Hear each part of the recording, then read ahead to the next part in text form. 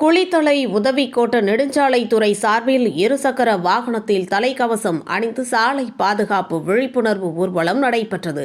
கரூர் மாவட்டம் குளித்தலை நெடுஞ்சாலைத்துறை உதவி கோட்ட பொறியாளர் அலுவலகத்தில் தேசிய சாலை பாதுகாப்பை ஒட்டி இருசக்கர வாகனத்தில் தலைக்கவசம் அணிந்து விழிப்புணர்வு பேரணி நடைபெற்றன.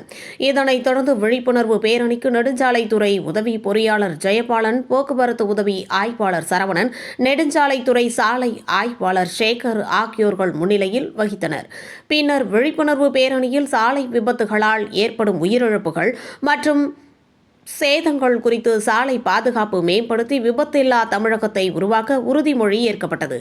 இதனைத் தொடர்ந்து இருசக்கர வாகனத்தில் தலைக்கவசம் அணிவது அவசியம் என்பதை உறுதி செய்யும் வகையில் நெடுஞ்சாலைத்துறை அலுவலகத்தில் இருந்து பேருந்து நிலையம், ஒருங்கிணைந்த நீதிமன்றம் மற்றும் மாவட்ட அரசு தலைமை மருத்துவமனை சுங்க கேட் வழியாக பேரணி நடத்தினர்.